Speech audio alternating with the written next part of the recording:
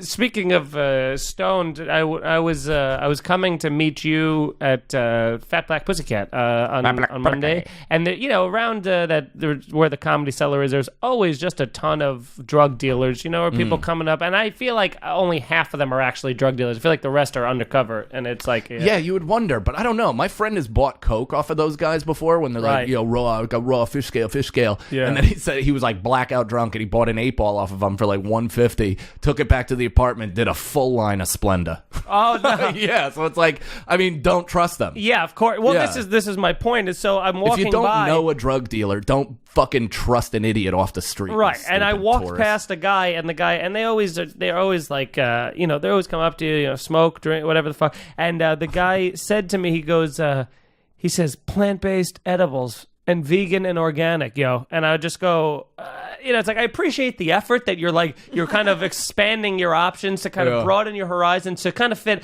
any sort of thing.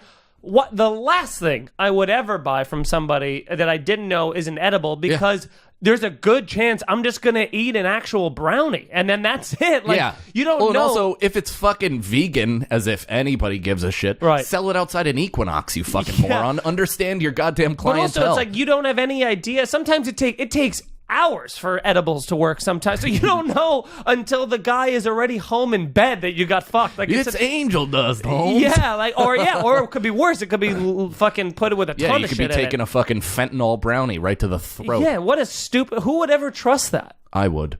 You have. If I was... I have bought weed off the street like that But an before. edible? No, never with weed that. Is one thing, because you can see the that's bud. My favorite is these morons that are like, you ever see that van with like the weed all over it and it has the edible lollipops? Like, how do they get away with it? How do you think, you fucking subhuman retard? They have they don't sell real weed. Right. It's not real weed. It's just weed The guy flavoring. that actually owns that, and I think we've talked about it on the show, he got caught not for weed, for Molly, mushrooms, and cocaine. That's the best. He was holding... The heavier drugs. The felony ones. In a fucking van with drugs painted on van. it. Yeah, like, what type of moron? That's like actually having like tied up children in a windowless van. Yeah. It's the same thing. It's like, don't be such a hack. Wouldn't you pack them in the back of a Camry and cover them in a blanket? Like something a little more undercover? Don't put them in a actual rape mobile. What would you do? You just heard it. The Camry has a spacious trunk, and I was going to say the Crown Victoria has quite the big trunk. But not to mention, I wouldn't just tie them up individually. I would stack the kids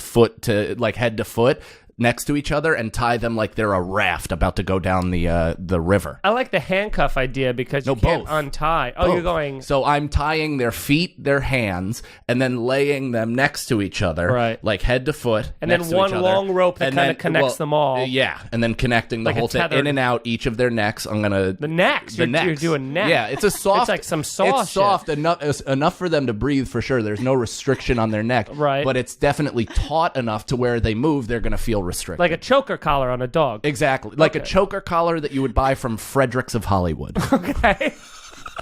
I don't know that store. But I'm glad that we got that. How we're going to abduct kids out of the way. You have to figure out your own method. Right. That's when you want to make your Irish goodbye.